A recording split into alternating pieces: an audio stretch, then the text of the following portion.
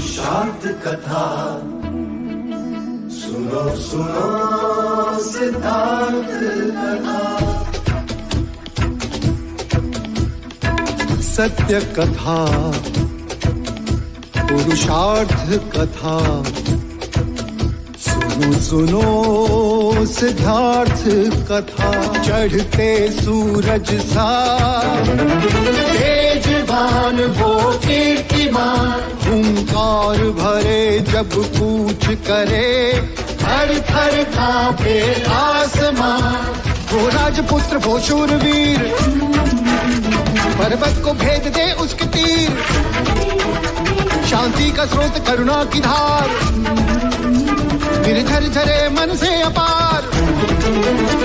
वो राजपुत्र वो शूरवीर, पर्वत को भेद दे उसके तीर। है शाक्य वंश का वो तारा, जगमग है जिससे जग सारा। सत्य कथा पुरुषार्थ कथा सुनो सुनो सिद्धार्थ कथा।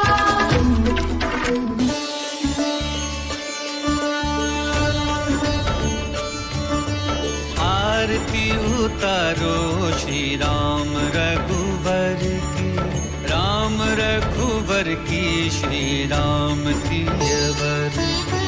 आरती उतारो श्री राम रघुवर की, राम रघुवर की श्री राम सियवर की।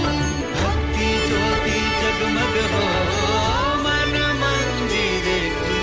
आरती उतारो श्री राम रघुवर की, राम रघुवर की श्री राम सियवर की।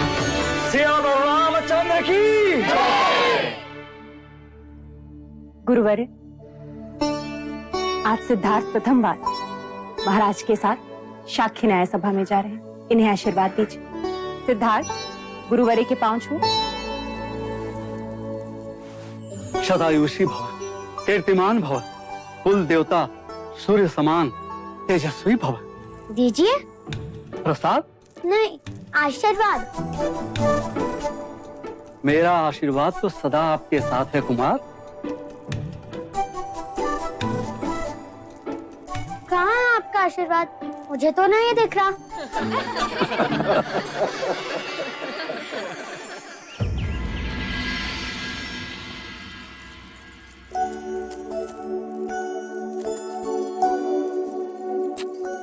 क्या न्याय सभा जाने के लिए इतने आभूषण पहनना आवश्यक है माँ? हाँ, क्यों? तभी तो तुम युवराज लगोगे। तो क्या आभूषण ना पहनने से युवराज युवराज नहीं होते? तुम्हारा नाम सिद्धार्थ नहीं, प्रश्न होना चाहिए था। महादेवी, युवराज को काला टीका लगा दे, कहीं इन्हें आप ही की दृष्टि ना लग जाए।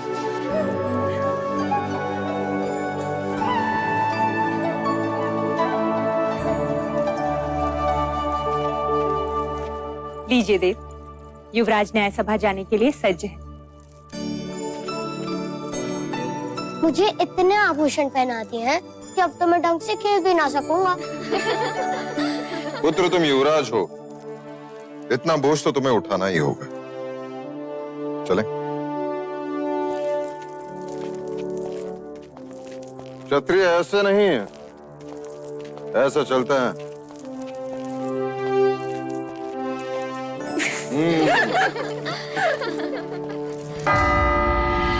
आप सभी का कपिल वस्तु की न्याय सभा में स्वागत है। और स्वागत है हमारे युवराज सिद्धार्थ का और कुमार देवदत्त का भी, जो आज प्रथम बार कपिल वस्तु की न्याय सभा में उपस्थित हुए हैं। युवराज सिद्धार्थ की, युवराज सिद्धार्थ की, युवराज सिद्धार्थ की। शांत हो जाइए, शांत हो जाइए। महाराज शुद्धोदन की आज्ञा से अब आज की न्याय सभा आरंभ की जाती है। अब दोनों किसान अपनी अपनी न्याय याचना लेकर महाराज के सम्मुख उपस्थित होंगे।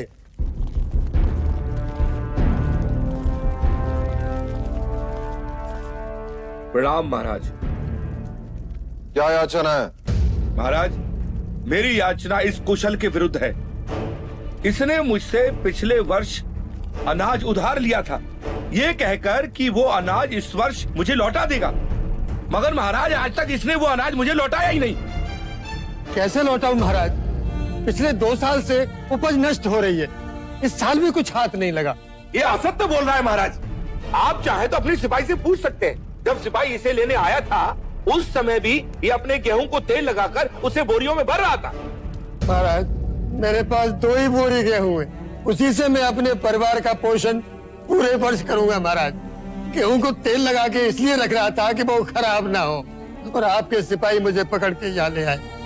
वो 2 बोरी गेहूं भी मैं इनको दे दूंगा तो हम खाएंगे क्या? महाराज अगर ये अनाज नहीं दे सकता तो इससे कहिए कि ये अपने खेत दे दे। अगर मैं खेत दे दूंगा तो अनाज कभी न लौटा पाऊंगा महाराज। दोनों पक्षों ने अपनी राय रख दी है, अब महाराज न्याय करेंगे। युवराज सिद्धार्थ, कुमार देवदत्त। पहले मैं न्याय दूंगा। अवश्य। महाराज मेरा मत है कि हम न्याय क्षत्रिय विधि से करें। कुशल ने गौरी को दिया वचन पूरा नहीं किया, इसीलिए कुशल को अपना खेत गौरी को देना चाहिए। महाराज ऐसा न्याय न करें महाराज, हम नष्ट हो जाएंगे। दया करें महाराज। कुमार सिद्धार्थ, तुम कहो।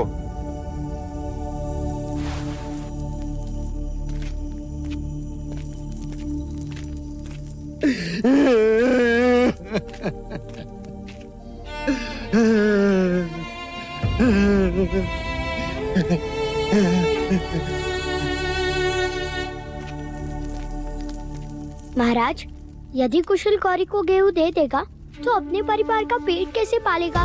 खेत दे देगा तो अनाज कहाँ से उगाएगा? और गौरी को उसका अनाज कहाँ से लौटाएगा?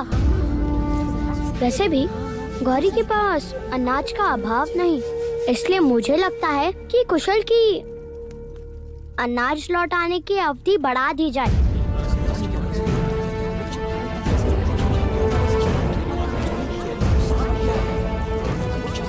मैं देवदत्त के न्याय से सहमत हूं। यदि व्यापारी अपना वचन पूर्ण नहीं करेगा तो राज्य का व्यापार रुक जाएगा। इसलिए कुशल को गौरी को कुछ न कुछ तो देना ही होगा। क्षमा करें महाराज, चलते समय मेरे पास जितने पन थे वो सब गौरी को दे दिए मैंने। महाराज इसने मुझे कुछ नहीं दिया। महाराज गौरी असत्य कह रहा है। महाराज मैं असत्य क्यों बोलूंगा? महाराज आप कहें तो मैं सत्य का पता लगा सकता हूँ। ठीक है तो करो परख, कौन है सत्य और कौन असत्य। सिक्के दो गौरी। किंतु युवराज ये सिक्के तो मेरे हैं।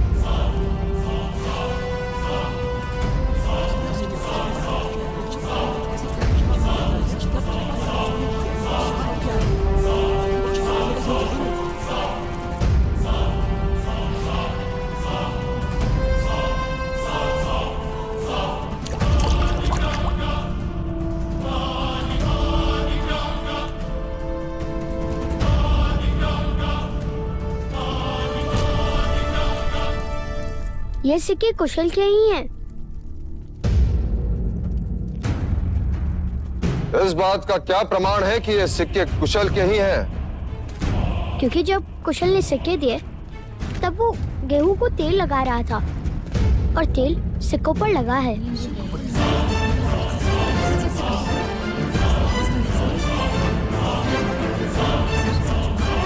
क्षमा महाराज, क्षमा।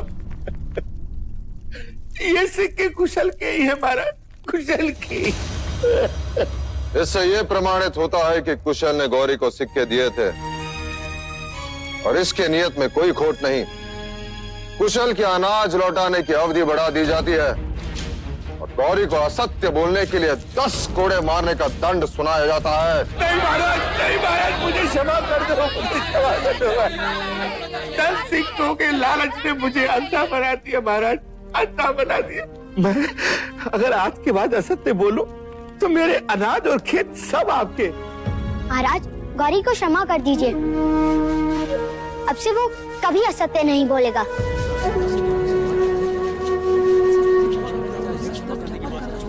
गौरी, मैं तुम्हें क्षमा कर सकता हूँ यदि इस न्याय सभा में कोई तुम्हारा उत्तरदायित्व लेता है कि तू दोबारा झूठ नहीं बोलेगा।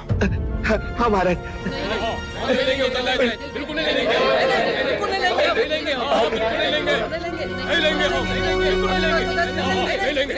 देखा गौरी, तुम्हारा उत्तरदायित्व लेने के लिए कोई तैयार नहीं, इसलिए तुम्हें 10 कोड़े मारने का दंड। महाराज, गौरी का उत्तरदायित्व मैं लेता हूँ।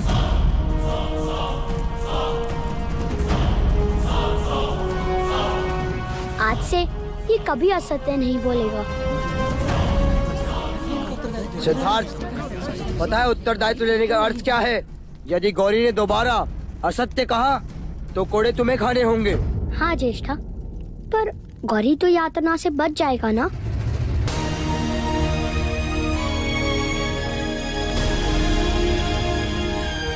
युवराज सिद्धार्थ की जय हो। युवराज की, युवराज की, युवराज की, युवराज की, युवराज की, युवराज की, युवराज की, युवराज की।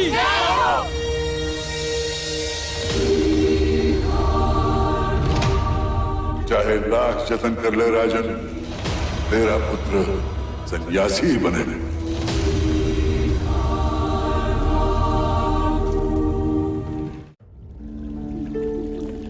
सारे नगर में सिद्धार्थ की न्याय कुशलता की चर्चा हो रही है।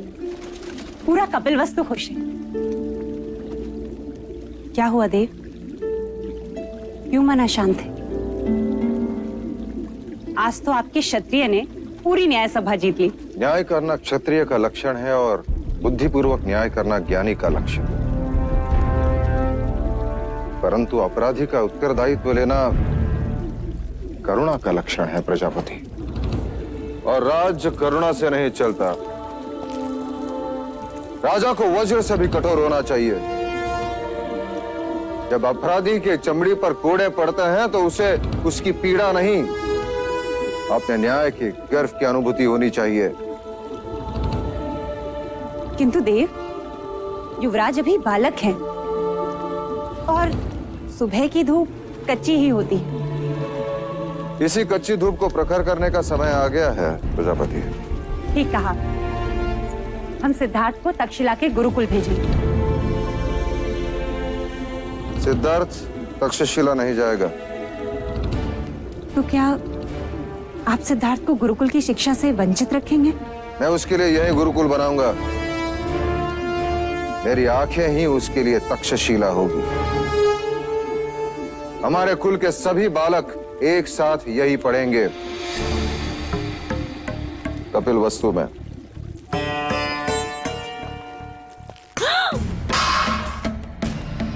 भोजन पर क्रोध नहीं करते देवदत्त। क्यों न करूं? मुझे सब पर क्रोध आ रहा है। मेरा न्याय उचित था, महाराज भी सहमत थे, फिर भी प्रजा ने सिद्धार्थ के नाम की जय जयकार की। क्यों? आंसू पोंछो देवदत्त, इस भांति रोते नहीं। अब तुम बड़े हो गए हो। यदि आप महाराज से बड़े होते तो राजगद्दी हमारी होती। देवदत्त, सची तो कह रहा है वो। इस भांति बड़ा होकर भी देवदत्त छोटा नहीं बनता। आप इसके पिता हैं। आपकी आंखों में इसके आंसुओं का कोई मूल्य नहीं। क्या चाहते हैं आप? कि देवदत्त भी सिद्धार्थ के पीछे पीछे घूमता रहे जैसे कि आप महाराज के पीछे घूमते हैं? मंगला,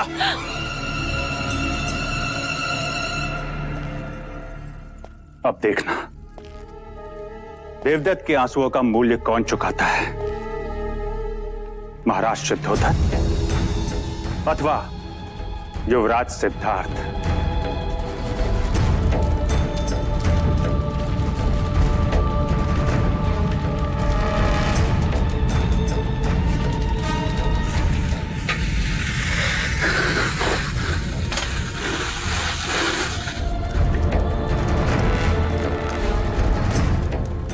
लीजिए महाराज, ज्यों की त्यों है, रत्ती भर भी अंतर नहीं है।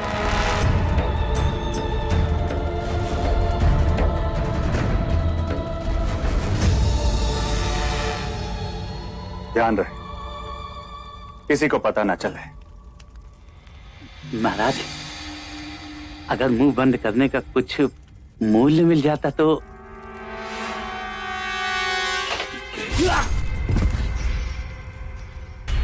ऋण तो मैं स्वयं भी नहीं रखता।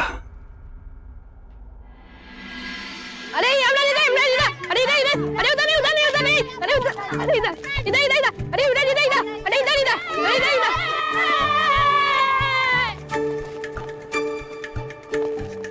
खेलोगे हमारे साथ? नहीं।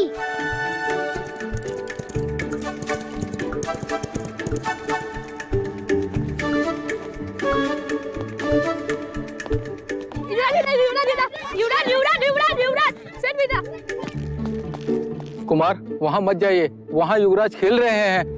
चल।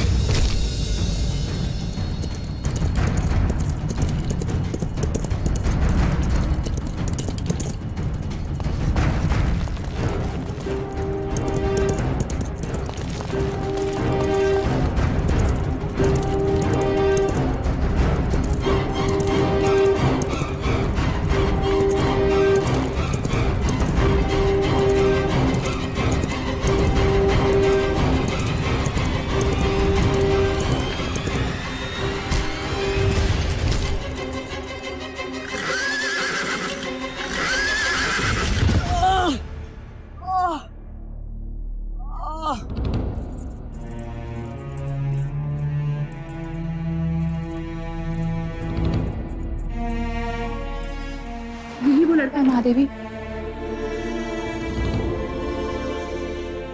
क्या नाम है तुम्हारा? चन्ना, चन्ना महादेवी। ये तुम्हारा पुत्र है सूर्य? जी। भीतर आओ। जी नहीं युवराज, मैं यहाँ ठीक हूँ। वो सारथी पुत्र है, वो भीतर नहीं आ सकता। क्यों? वो ओछी जात के हैं, उन्हें छूते नहीं। ओछी जात? ये जात क्या है? जैसे आप युवराज हैं और वो सारथी पुत्र हैं। तो वो मुझसे भिन्न कैसे?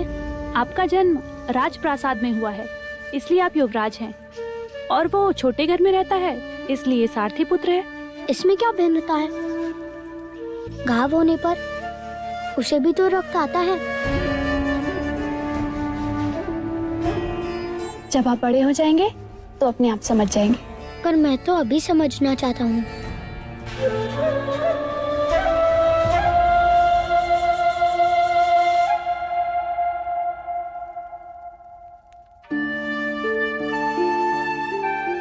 अरे नहीं नहीं युवराज, ये क्या कर रहे हैं आप? हमें नहीं छूते, हम ओछी जाति के हैं, हमें छूना पाप है। आज यदि ये मुझे छूता नहीं तो मैं बचता कैसे? मैं तो घायल हो जाता। महादेवी,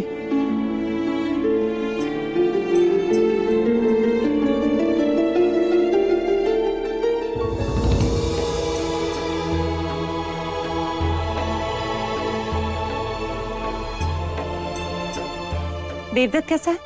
उन्हें अधिक चोट आई है, और ये बात तो मुझे अब बता रही है। चल। देवदत्त, महाराज को पता चलेगा तो क्या होगा, तुम्हें पता है? देवदत्त कैसा है मंगला दीदी?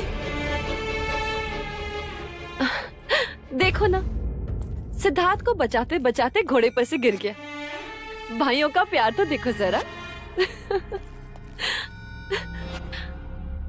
सिद्धार्थ, तुम ठीक तो हो? ये हटाओ इसे यहाँ से। इसी के कारण सब कुछ हुआ। यही बीच में आ गया था और मैं अश्वनी यंत्र खो बैठा और गिर पड़ा। हटाओ इसे यहाँ से। ओछी जात। ये मेरे साथ है ज्येष्ठा।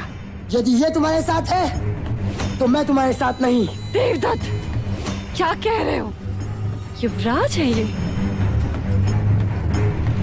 कोई बात नहीं मंगला दीदी, हमें तो इस बात का संतोष है कि दोनों कुमार स्वस्थ हैं।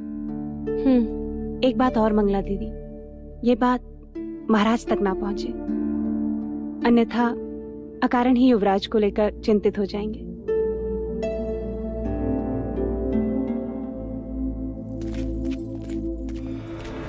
मैं भी तो यही चाहती हूँ कि महाराज को पता ना चले। देवदत्त, अच्छा अवसर चला गया हाथ से, अन्यथा आज तो मेरा आखेट बन ही जाता। आखेट करना है तो धैर्य रखना सीखो, अन्यथा स्वयं ही आखेट बन जाओगे।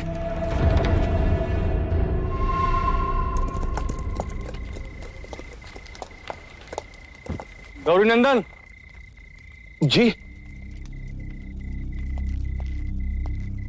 जी कहिए क्या आदेश है?